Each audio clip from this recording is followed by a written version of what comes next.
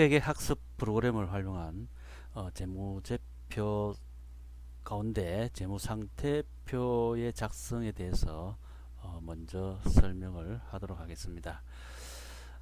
우리 회계학에 있어서 기간 개념이 들어가는데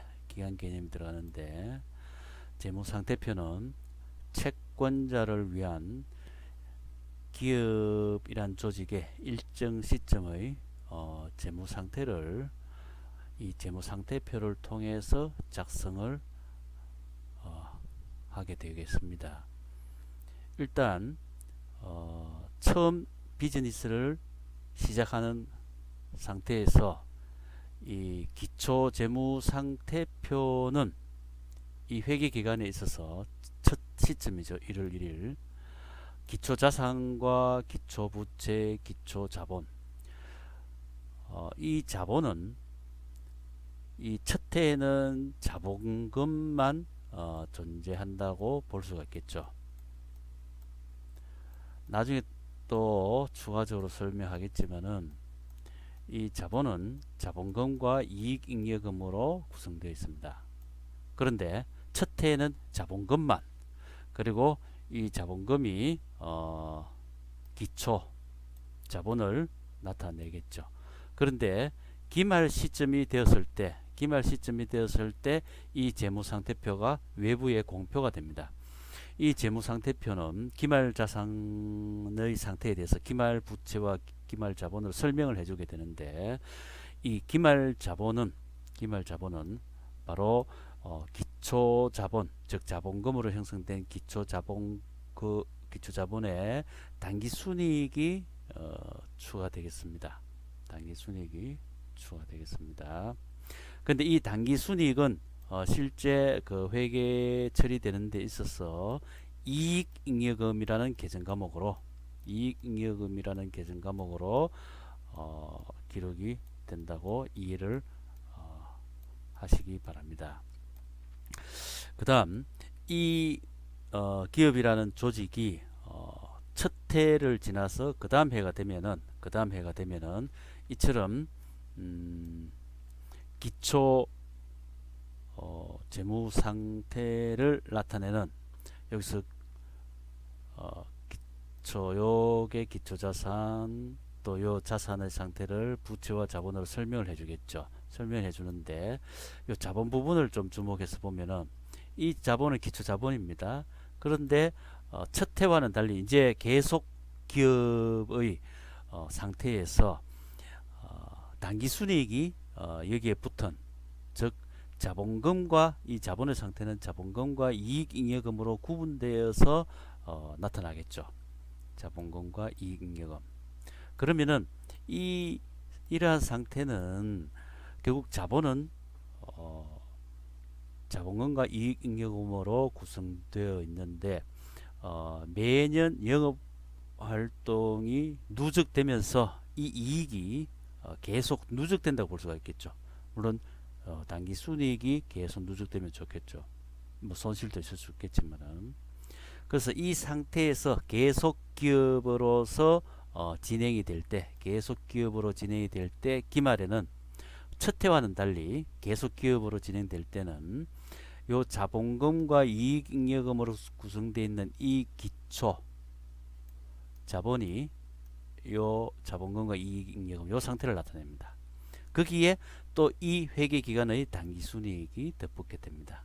그래서 보통 이 자본을 기초자본과 기말자본을 비교할 때 여기서 기초자본에서 당기순이익이 붙어서 기말자본이 된다라고 일반적으로 설명을 하고 있고, 여기서 이 자본은 결국 자본금과 이익잉여금으로 구성되어 있다는 것을 한 번 더 설명하기 위해서 제가 이 자료 화면을 보여주는 겁니다.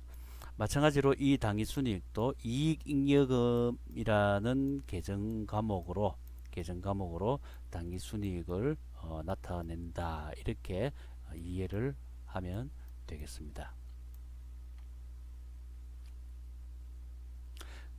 그러면은 이제 회계 학습 프로그램을 다운받는 방법을 보겠습니다.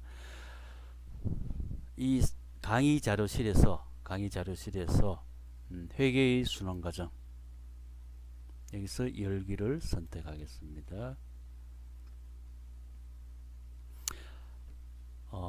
한국회계학회의 강의 자료실 게시판에 38번째 게시물로서 우리가 회계학습 프로그램을 다운받을 수가 있겠습니다.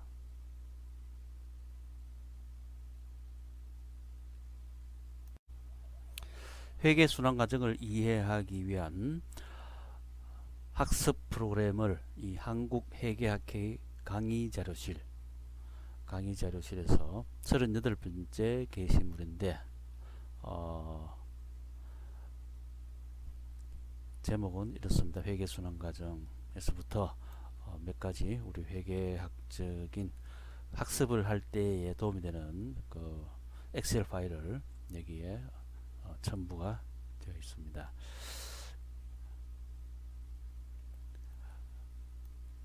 회계의 순환 과정은 첫 번째 파일을 선택하면은 열기 혹은 뭐 다른 이름으로 저장하면 되겠죠. 먼저 열기를 선택하겠습니다. 열기를 선택했을 때 이 파일은 굿맨이라는 패스워드로 보호가 되어 있고, 또 이렇게 열었을 때는 위에 편집 사용을 클릭을 해줍니다. 이거는 소프트웨어의 버전에 따라서 달리 나타날 수 있겠습니다. 그리고 이 콘텐츠 사용이 보이면은 이것도 엑셀이라는 소프트웨어의 버전에 따라서 달리 나타날 수 있겠지만 이것을 클릭을 해줍니다. 자, 그러면은 현재 재무상태표를 이해하기 위한 거래의 분석을 우선적으로 진행하도록 하겠습니다. 분석자료 입력 초기화를 클릭을 하고 거래의 내용을 보기 위해서는 여기에서 보자, 또 거래 내용을 감추기 위해서는, 화면을 크게 쓰기 위해서는 이 하이드를 선택하면 되겠죠.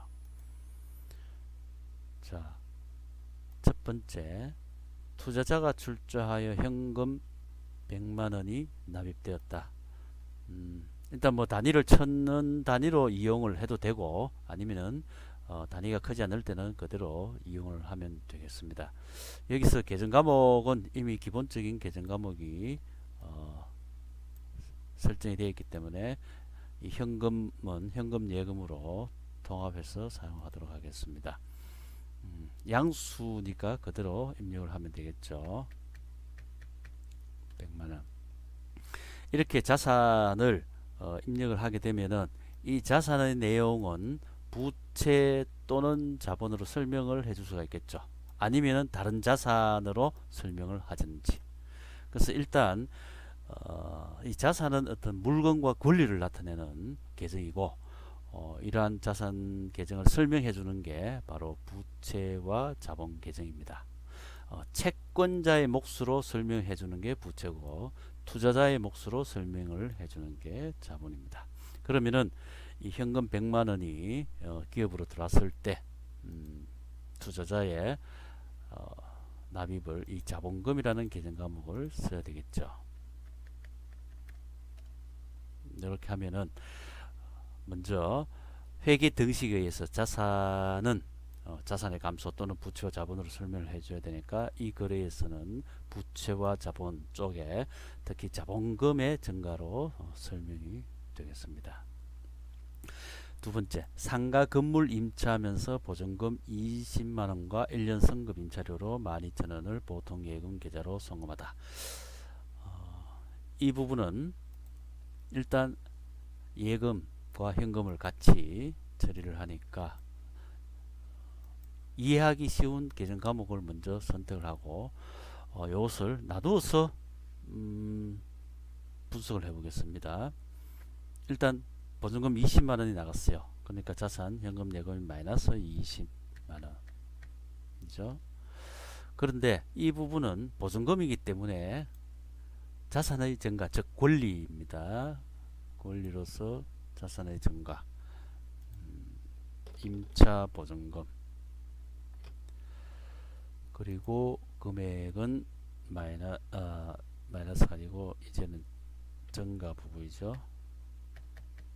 이렇게 해서 자산의 증가, 자산의 감소와 자산의 증가라는 거래로 분석이 되겠습니다. 이 내용은 거래의 분석과 동시에 오른쪽에 분계장에는 이 내용이 기록이 되고 있습니다. 즉 우리가 일반적으로 분계의 법칙이라 그래서 자산의 증가는 차변, 감소는 대변, 부채의 증가는 대변, 부채의 감소는 차변, 자본의 증가는 대변, 자본의 감소는 차변, 이런 식으로 암기를 하기도 하지만은 이처럼 분석의 내용을 보면서 바로 이 회계 수치는 양수로 기록이 됩니다. 그래서 음수로 기록이 될 때는 마치 거울을 보는 것처럼 반대편에 우리가 오른손을 거울 앞에서 들면은 거울에서는 왼손이 드는 것처럼 이 음수를 나타내기 위해서는 반대쪽의 위치에 그 내용을 나타내줘야 됩니다. 즉 차변이면은 대변, 대변이면은 차변이죠. 여기서 첫 번째 거래에서 자산의 증가 또 자본의 증가로서 위치를 나타내고 있고, 두 번째 거래에서는 권리의 증가, 자산의 증가고, 이건 자산의 감소기 때문에 차변에 있는 현금, 예금, 계정 과목이 대변에 기록되는 것을 볼 수 있습니다. 이처럼 거래 분석과 함께 바로 이 분기되는 내용을 확인하면서 머릿속에 이제 이런 분석의 내용이 자연스럽게 이루어지면서 이 분계를 바로 우리가 수작업이든 또 컴퓨터를 활용한 전산회계에서든 이 분계 작업이 바로 나올 수 있어야 되겠습니다. 그러면은 이 두 번째 거래에서 또 12,000원이 현금 예금에서 나갑니다. 그죠? 마이너스 12,000원. 이게 마이너스이기 때문에 자산이 대변에 기록될 것으로 우리가 예상을 해볼 수가 있겠죠. 그리고 이 부분은 임차료가 사용에 따른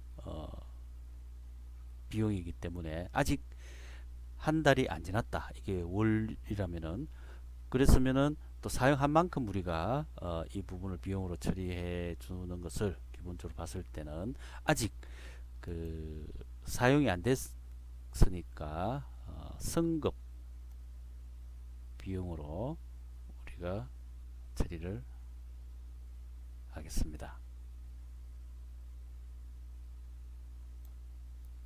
물론 계정과목 성급 임차료로 해도 되겠지만은 일단 전체 여러 개의 각 비용 항목을 이렇게 성급 비용으로 통칭해서 처리해도 되겠습니다. 이건 권리죠. 우리가 사용하지 않은 부분에 대해서 받아 나갈 수 있는 권리를 나타냅니다. 자, 이렇게 자산의 감소와 자산의 증가로 분석을 할 수가 있겠습니다. 그 다음 내용은 영업용 복사기이기 때문에 비품이죠. 비품이 들어오고, 대금은 다음에 지급하기로 했기 때문에 이제 채권자가 발생됐죠. 거래처, 이 구입처, 그죠? 이 부분은 주된 영업활동의 대상이 되는 상품이 아니기 때문에 미지급금으로 처리를 해야 됩니다. 그러면 주된 영업 대상의 어떤 미지급, 즉 외상거래는 외상매입금으로 해야 되겠지만, 그죠? 그래서 우리가 갚아야 될 채권자의 목, 그게 20만원이 되겠습니다.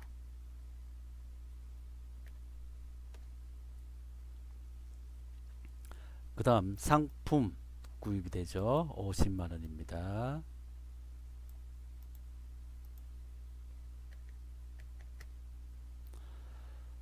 그 다음에 계좌이체로 지급이 되었기 때문에 현금 예금,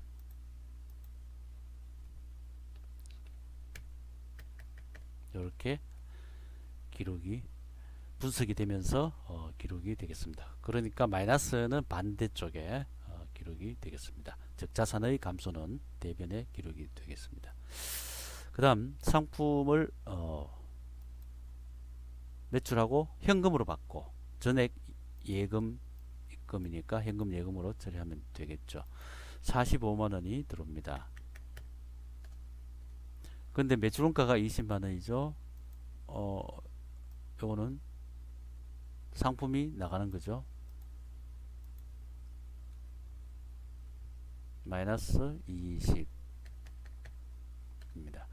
그러면 현금이 45만원 들어온 것은 우리가 다른 자산의 감소는 여기서 있으면서 부채의 증가는 없죠. 투자자와 관련된 것도 아니고 바로 이익을 가져오는 부분입니다. 그래서 이익을 가져오는 이익잉여금 45만원. 그러나 상품이 20만원 나가면서 요거는 이익을 감소시켜주는 부분이 되겠죠. 그래서 이익잉여금 마이너스 20만원 이렇게 되겠습니다. 그 다음 상품을 22만 5천원인데 외상 판매했어요. 그럼 받을 권리가 생겼죠. 받을 권리, 물건과 권리는 자산. 해서 외상 매출금이 22만 5천원. 여기에 바로 이제 우리가 이익을 가져오는 부분이죠. 그런데 이 이익을 가져오기 위해서 나간 부분이 상품에 나간 원가 부분이 마이너스 15만원이죠. 그래서 이 원가 부분은 바로 이익을 줄여주는 부분입니다. 이 금액이 나가고 위에 금액이 들어왔으니까 그죠? 이렇게 분석이 되겠습니다. 그 다음 계좌이체로 지급을 했네요. 마이너스 금액은 5천원. 이것은 어떤 채권자와 혹은 투자자와 관련된 것도 아니고 우리 영업활동 중에서 이익을 감소시키는 부분이죠. 그래서 이익잉여금으로 처리합니다. 그 다음에 관리비로 나갑니다. 얼마가 나가느냐, 만원이 나가요. 물론 이 음수는 나중에 대변에 기록되겠죠. 이것도 이익을 감소시켜 주게 되겠습니다. 그 다음 급여로 나가네요. 그죠? 일단 계좌이체로 나가니까 자산의 감소 마이너스 13만 4천원. 그리고 이것은 이익을 줄여주죠. 마이너스 13만 4천원. 이것도 마찬가지로 이 자본의 부분에서 이 자본은 자본금과 이익잉여금이라 그랬죠. 근데 단기 이익잉여금의 증가는 당기순이익을 통해서 증가가 되겠죠. 그럼 이 당기순이익은 이익을 증가시키는 내용과 이익을 감소시키는 내용으로 구분이 되는데 어쨌든 이익잉여금 계정감으로 처리합니다. 재무상태표를 나타내기 위해서. 이랬을 때 마찬가지로 마이너스는 다 이 자본 쪽에서 마이너스이기 때문에 차변에 나타날 걸로 우리가 예상을 할 수가 있겠습니다. 그래서 옆에 보면은 붕괴가 다 차변에 되어 있는 것을 확인할 수가 있겠죠. 자, 그 다음 상품이 들어옵니다. 상품이 40만원 들어오죠. 40만원 들어오고 거래처부터 외상으로 매입을 했어요. 그러니까 이 채권자가 발생되고 우리는 갚아야 될 의무가 생기게 되겠습니다. 외상 매입금 40만원. 그래서 수시로 이 자산의 내용과 부채와 자본의 그 금액 이걸 확인을 하면서 우리가 분석을 해 나가야 됩니다. 이게 맞지 않을 때는 여기에 차액이 얼마다 뜨겠죠. 그걸 보면서 분석에 빠져 있는가 살펴보고, 또 이 학습 프로그램에 일단 이렇게 예시는 있지만은 이 예시와 관계없이 이걸 닫아버리고 우측에 모든 분석이 가능합니다. 그리고 분석할 때는 한 줄에 한 2개를 초과하지 않고 넘어서면은 밑으로 하면은 그 분기에 똑같이 영향을 미칩니다. 그래서 두 개를 초과하는 경우에는 밑에다가 하면은 그 내용이 분계로, 보통 분계가 한 줄만 이루어지는 게 아니라 두 줄, 세 줄로도 이루어질 수 있는 것을 볼 수 있는 것처럼 두 개를 초과하는, 즉 세 개 이상의 분석은 밑에다가 해주면 되겠습니다. 자, 그럼 그 다음에 감가상각비로 2만원 계산하는 건데, 이거는 일반적으로 해당 자산에서 뺍니다. 이 해당 자산을 이제 통쳐서 비품이면 비품 감가 누계, 또 기계장치면 기계장치 감가 누계 이렇게 되는데, 우리가 여기서는 일단 이걸로 통칭을 하겠습니다. 감가상각으로서 마이너스 2만 원이에요. 요거는 이익을 줄여주는 거죠. 그래서 마이너스 2만 이렇게 되겠습니다. 그 다음에 결산시 지급임차료 선급분을 비용 처리하던데, 이거는 앞에 있는 이 선급비용, 자산의 증가로 있었죠. 요게 줄어드는 겁니다. 줄면서 자산이 아니라 이제는 이익을 줄여주는 쪽으로 전환이 되는 겁니다. 그래서 요게 선급비용을 차감을 시키고,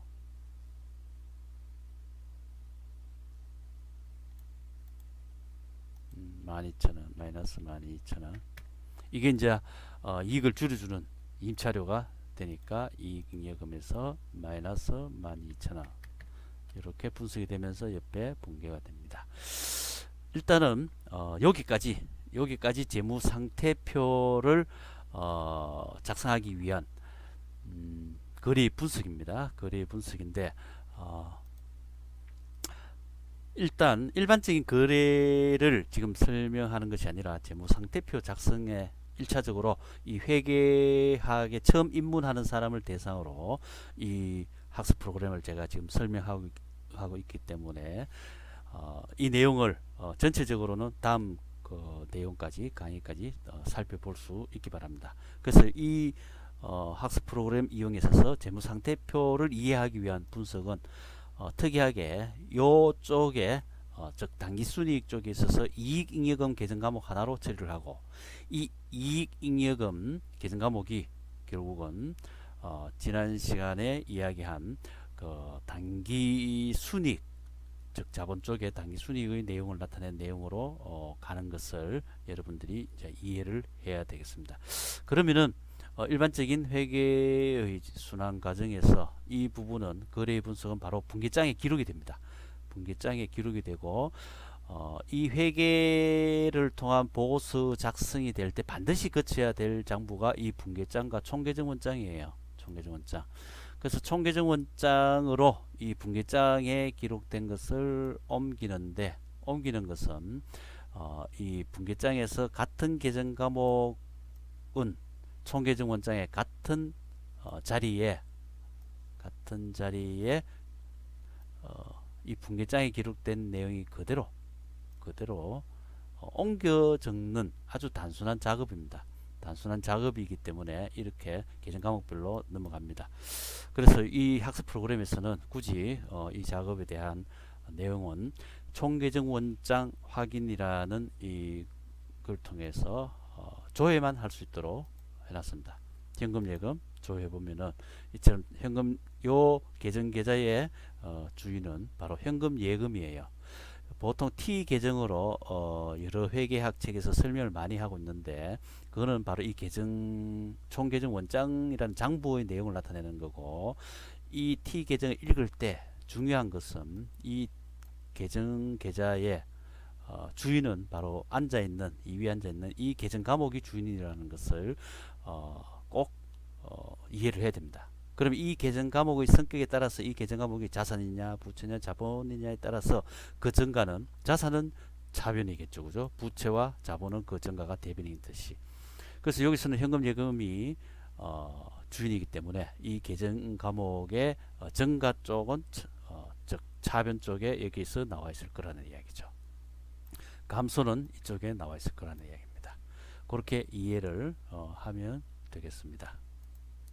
자, 그러면은 총계정 원장 그리고 분계장 주요한 장부를 거치고 나면은 재무상태표로 작성이 돼야 되는데 그 작성되는 과정 중 이 잔액시산표를 한번 작성을 해보게 됩니다. 이 잔액시산표의 내용이 나오면은 거의 다 이 재무상태표로 바로 옮겨 적으면은 보고서가 작성이 되겠죠.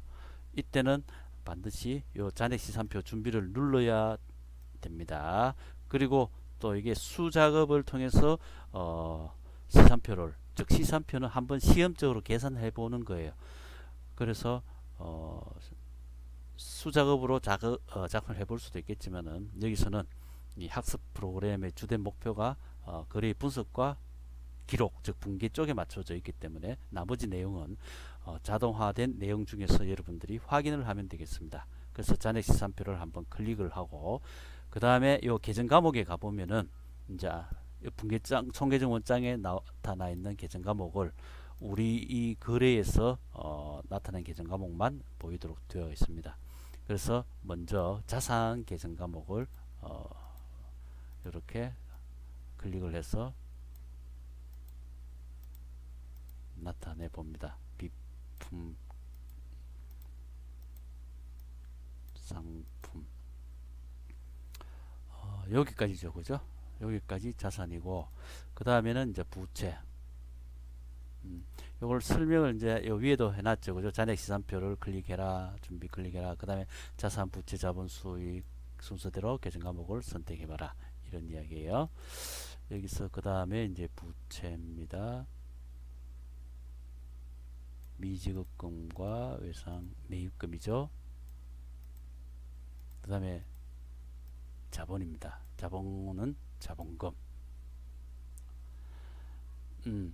여기서 하나 빠졌는 것 같다, 그죠? 빠졌는 게 뭐냐 하면은 여기서 감가상각 누계, 여기 자산의 감소로서 넣어줘야 되겠죠. 그 다음에 요걸 조정을 그대로 하겠습니다. 그 다음에 이쪽에 자본금, 그 다음에 이익 잉여금이죠. 그러면은 계정 과목이 둘, 셋, 넷, 다섯, 여섯, 일곱, 여덟, 열 이렇게 다 나온 거 맞? 일곱, 여덟, 아홉, 열 한 개가 빠졌습니까?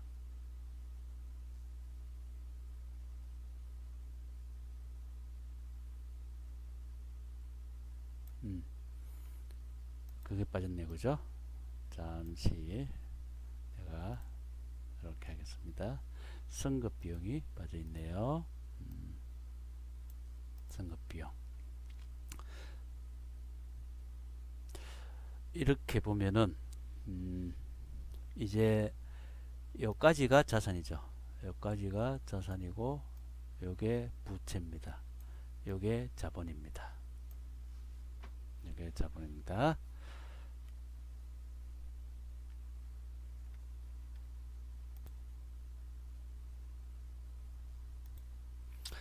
자, 그러면은 여기까지가 자산, 부채, 자본인데 요게 재무상태표에는 어떻게 나타나는지 우리가 지난 시간에 재무상태표에 대해서 이야기를 했는데 이 기말 재무상태표에서 요게 기말자산 또 기말부채 요 전체가 바로 기말자본입니다. 그래서 이 기말자본은 요 기초자본으로 있는 현재 요 자본금이죠. 그리고 기존에 이익잉여금이 있다면은 여기에 자본금과 이익잉여금이 여기에 되겠습니다. 잉여금 여기에 뭐가 덧붙느냐 하면 당기순이익이 덧붙습니다. 당기순이익. 그래서 이 당기순이익은 무슨 계정 과목으로? 이익잉여금 계정 과목으로 이익잉여금. 그래서 이 이익잉여금을 보면서 당기순이익을 알 수가 있죠. 바로 14만 4천원 14만 4천원이 당기순이익인 겁니다. 그리고 재무상태표에는 요 잔액이 나타납니다. 잔액, 부채 잔액, 자본의 잔액. 이쪽에 있는 것은 차감 항목으로서 재무상태표에 나타나게 되겠습니다. 자, 그러면은 이 재무제표 작성을 위한 이 회계학습 프로그램에서의 분석 방법과 그 내용을 한번 이해를 해봤습니다. 이상 마치겠습니다. 지난 시간까지 재무상태표에 대해서 설명을 하였습니다. 이 재무상태표는 채권자를 위한 보고서로서 일정 시점의 재무상태를 나타내게 되겠습니다.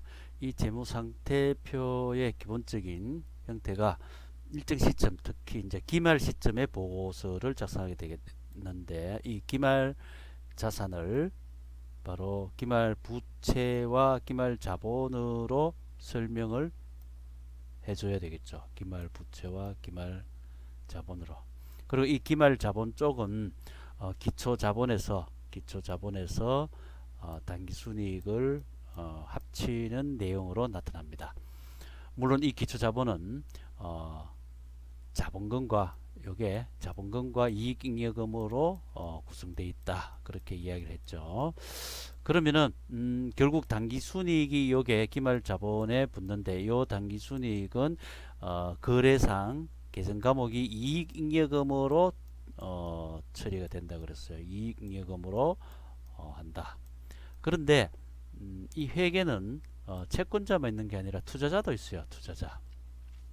이 투자자들은 채권자들이 요구하는 어떤 정보의 특성과는 조금 틀립니다. 채권자들은 이 물건과 권리인 이 자산 쪽에 관심을 더 많이 기울이는 거죠.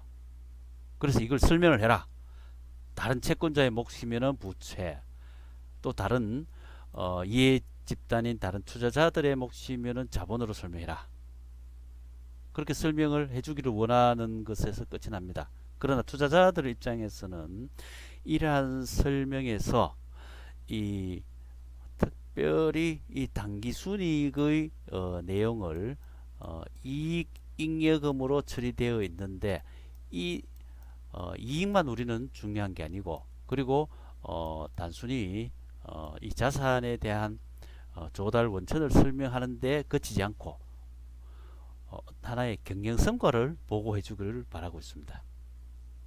그러면은 이 경영성과를 보고해 주기를 바라는 투자자의 요구와 기존 채권자들이 여기서 발행하게 되는 보고서로서 재무상태표, 이 두 그룹에 대한 다 요구사항을 만족시킬 수는 없느냐, 그게 바로 이제 이 복식북이라는 회계 처리 방식이라는 이야기죠. 그래서 이 북이 처리 방식은 기록은 그냥 하나로 쭉 해나갑니다. 분기장을 통해서 쭉 해나가고, 그 다음에 계정 과목을 총계적 원장으로 재무보고서를 작성하기 위한 기초자료로서 총계적 원장에 모이게 됩니다. 그런데 이 투자자들의 요구사항인 경영성과를 나타내기 위해서 지금까지 해오던 지금까지 우리가 내가 설명한 방식에서, 그죠? 내가 설명한 방식에서 이익잉여금으로 처리했던, 하나로 처리했던 것을 이제는 이익을 증가시켜 주는 수익과 이익을 감소시키는 비용을 구분해서 한번 기록을 하자. 그러면은 요 구분해서 기록된 비용과 수익만 요 투자자들의 경영성과에 대한 보고 요구를 만족시켜 줄 수 있을 것이라는 이야기죠. 영업 활동이 여기에 보고가 되니까. 그래서 이러한 요구를 만족시켜 줄 수 있는 우리가 회계의 기록 방법, 그걸 추가적으로 내가 설명을 하도록 하겠습니다.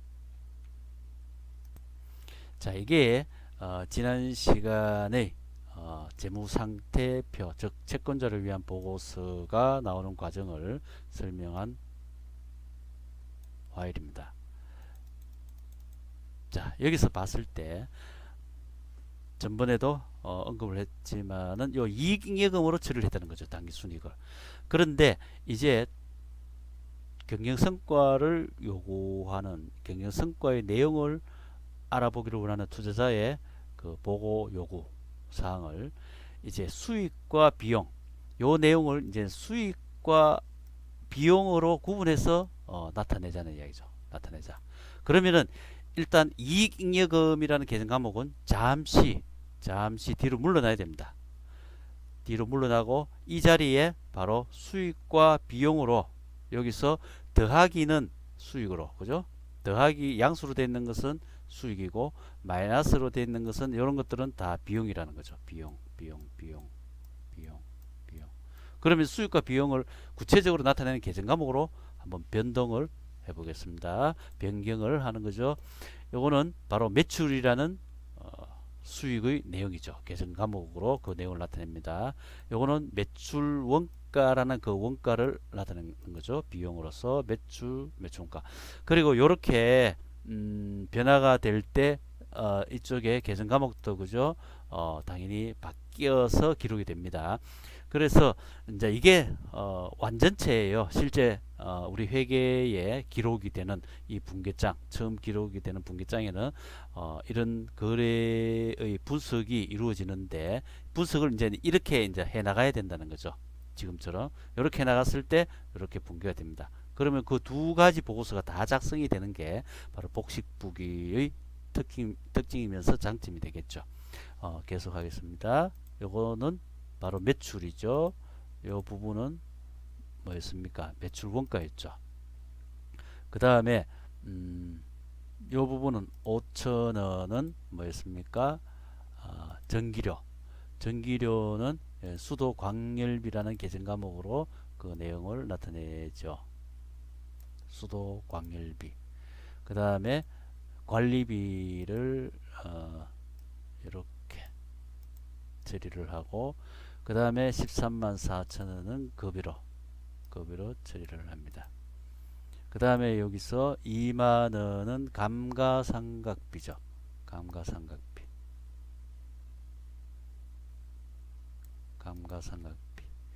그 다음에 12,000원은 지급임차료가 되겠습니다. 자, 이렇게 요거는 다시 닫겠습니다. 이익잉여금이 이렇게 수익과 나머지 비용 또 요거를 다 비용으로 이렇게 그 내용을 이제 계정 과목으로 나타내 주는 겁니다. 그리고 이 내용대로 마찬가지로 여기는 분계가 이루어지는 거죠. 분계가.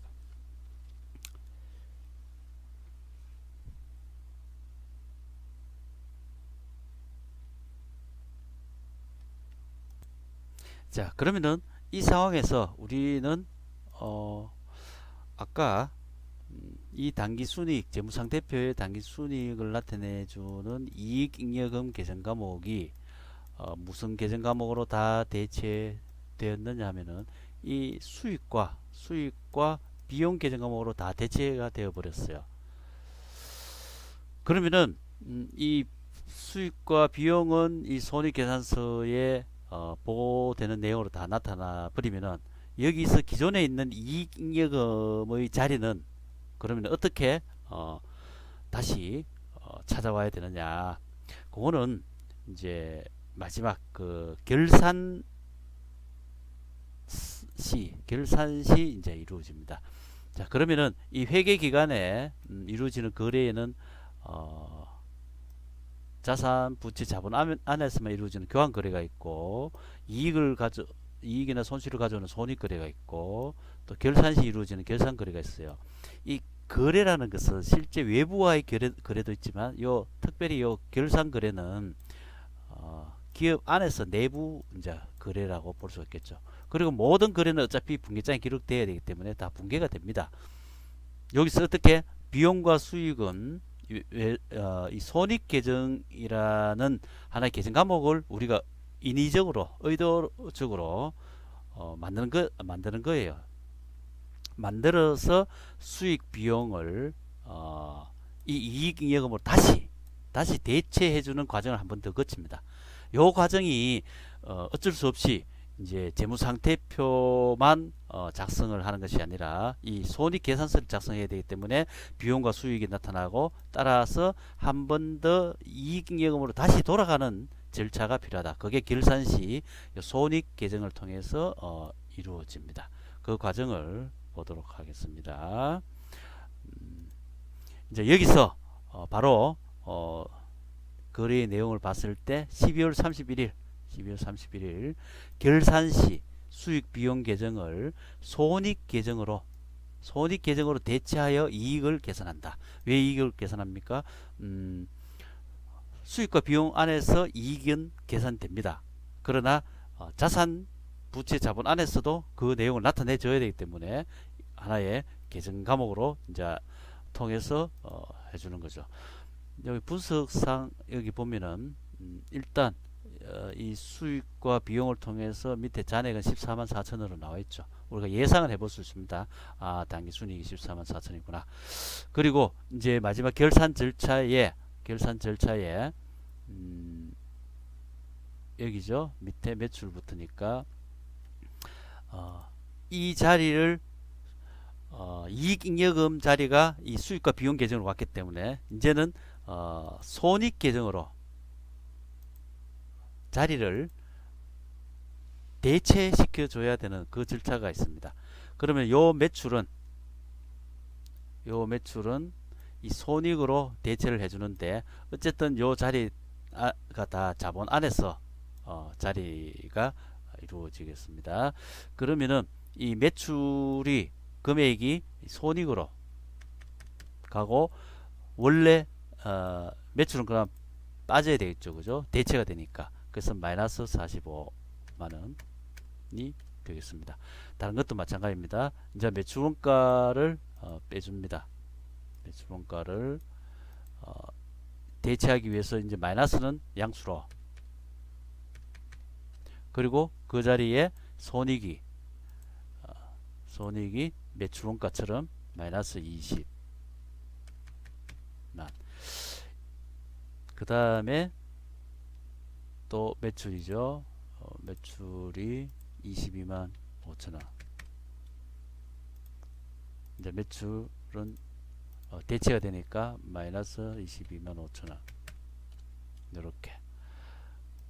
그 다음에 매출원가 이제 대체해주기 위해서 양수로 15만원. 여기 손익이 그 자리를 대체를 합니다. 이 대체를 하면서 생각이 들죠? 뭐 어떤 생각이 듭니까? 요게 처음에 이익잉여금이었다는 거죠. 이익잉여금으로 여기서 처리됐던 거죠. 그죠? 근데 이제 수익과 비용으로 나누어졌다가 다시 이익잉여금의 내용을 나타내기 위해서 이렇게 모으는 거예요. 모으는 작업은 의도적으로 이 손익 계정을 통해서 모아지게 되겠습니다. 그 다음에 수도 광열비가 이제 여기서는 마이너스 5천. 그리고 원래 있던 수도 광열비는 모아지니까 자기가 이제 빠져야 되겠죠. 이렇게 빠집니다. 그 다음에 판매비와 관리비,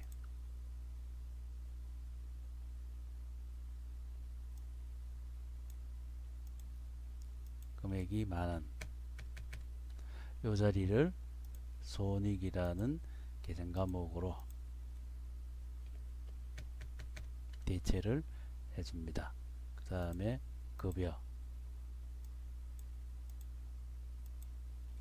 13만 4천원. 여기에 마이너스 13만 4천원이 되는 거죠. 그 다음에 감가상각비가 마이너스 2만원. 그리고 그 자리에 있던 감가상각비가 이제 대체되니까 빠져나와야 되죠. 반대분계 감가상각비가 20000. 그 다음에 지급임차료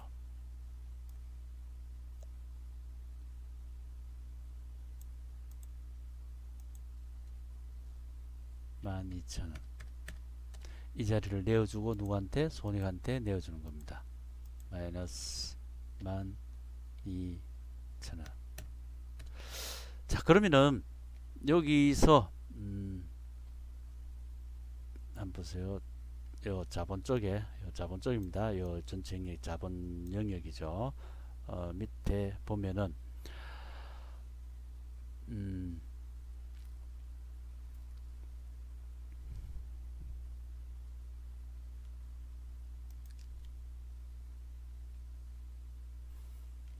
자, 여기서 보면은 요 자본 쪽에 요 자본금과 요 우측에 요 금액은 다 요쪽으로 손익으로 넘어서니까 그죠? 요 합계 금액이 114만 4천원인 것을 볼 수가 있습니다. 여기서 자본금 100만 원을 빼면은 즉 14만 4천원이 여기 양수 손익 계정에 잔액이라는 이야기죠. 그죠? 금액이 큽니다. 결국 이게 양수로 나온 거는 이익이라는 이야기죠. 이익. 그러면은 이제 이 손익이 마지막으로 뭘 하냐면은 이익잉여금액에 자리를 이제 내어주는 거죠. 자기 자리에서 마이너스 14만 4천원을 뺍니다. 그러면은 이익잉여금이 이제 비로소 14만 4천원 오는 거죠. 처음에 요 부분 그죠? 이제 어쨌든 마침내 이익잉여금이 14만 4천원. 요거는 우리가 요 자리에 수익과 비용으로 구분을 하지 않았을 때 나왔던 이익잉여금의 잔액이 14만 4천이었어요.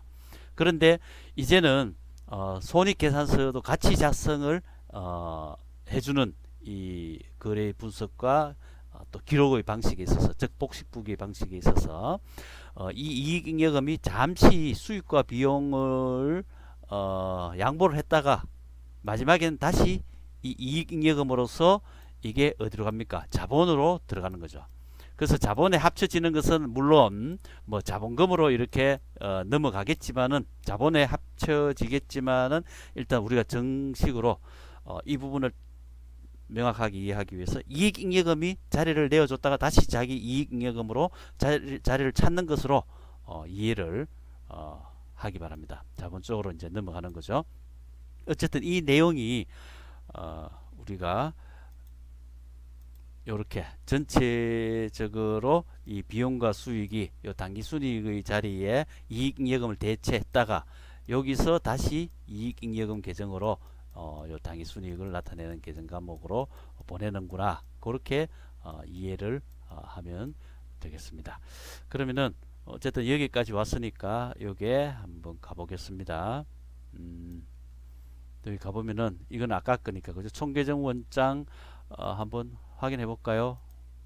손익을 한번 가보겠습니다. 손익.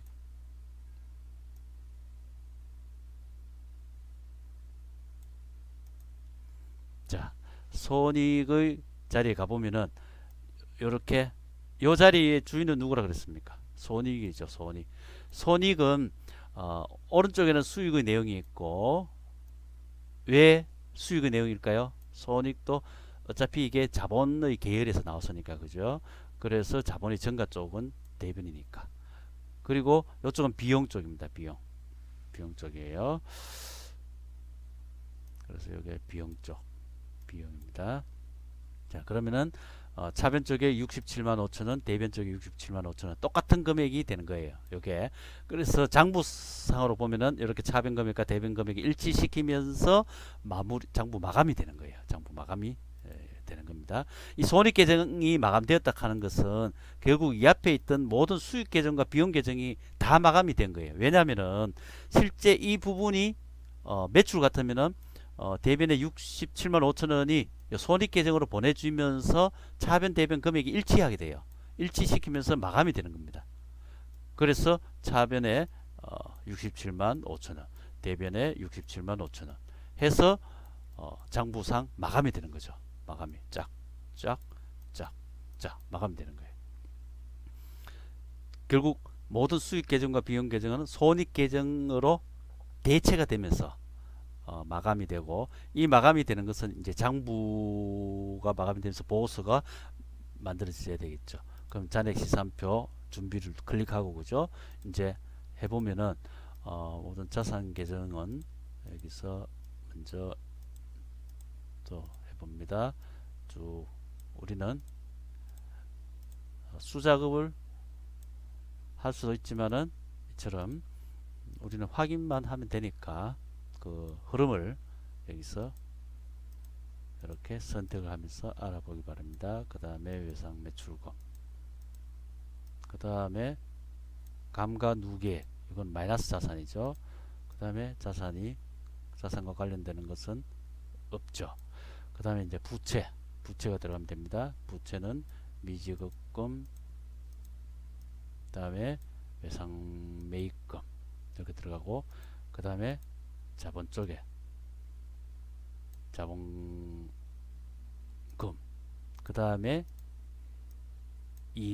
이익잉여금이죠. 이렇게 하면은 현재 밑에 한번 보세요. 차변 대변 일치하죠. 그리고 이익잉여금 14만 4천원이 나와 있습니다. 그 다음에 여기서 자산, 그 다음에 부채, 자본은 다 우리가 선택이 됐고, 이제는 수익 보겠습니다. 수익은 매출 하나죠. 차변 대변 이제 다 마무리 됐기 때문에 그런 거예요. 그 다음에 비용 보겠습니다.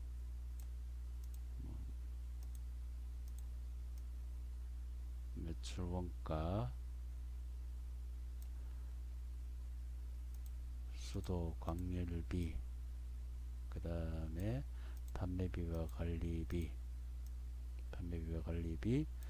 그 다음에 급여, 그 다음에 감가상각비, 그 다음에 지급 임차료,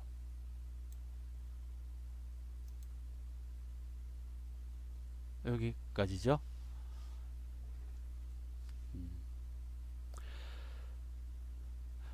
이 학습 프로그램에서 여러분들 이해를 돕기 위해서 이 빨간색으로 나오는 것이 어디로 가냐면은 손익계산서로 가요. 포괄손익계산서. 이게 손익계산서로 가면 되고, 그 다음에 요 위에 자산, 부채, 자본은 재무상태표로 갑니다. 재무상태표로 간다. 자, 그리고 여기서 마지막에 우리가 하나 손익, 요게 이제 또 마무리 같이 되어야 되겠죠. 손익 계정으로 마무리가 되어야 되니까. 자, 이렇게 해서 회계학습 프로그램의 전체적인 내용을 살펴봤습니다. 이렇게 분석은 사실상 머릿속에서 이루어지고, 그 다음에 기록은 실제 이 분계장과 총계정 원장이라는 두 개 주요 장부를 통해서 기록이 이루어집니다. 이 프로그램을 여러분들이 또 활용을 할 수 있는 것이, 중간에도 이야기했지만 분석은 한 줄에 두 개까지 하면서 초과되는 것은 밑줄에 하면 됩니다. 밑줄에 추가를 하면 되고, 그 다음에 굳이 요 거래 내용을 무시하고 어떤 다른 교재에 있는 내용도 여기서 분석을 하면은 대부분 이게 분계장과 총계정 원장 잔액시산표를 거치면서 보고서 되는 내용을 살펴볼 수가 있겠습니다. 그리고 계정 과목을 쓰는 데 있어서는 일반적인 그 통칭을 해서 쓸 수 있는 것은, 이를테면 단기 차입금, 장기 차입금은 굳이 지금 우리가 회계 원리를 이해하는 데 있어서는 뭐 구분을 하지 않아도 되겠습니다. 그래서 요 부채 계정에 그냥 차입금으로 되어 있고, 그래서 어떤 그 거래의 내용이든 이 학습 프로그램을 통해서 거래의 분석, 그리고 그게 어떻게 기록이 되는지 살펴보고, 또 보고서까지 전체 흐름을 이해하는데 좋은 활용할 수 있기를 도구가 되는, 좋은 도구가 되는 되었으면 합니다. 감사합니다.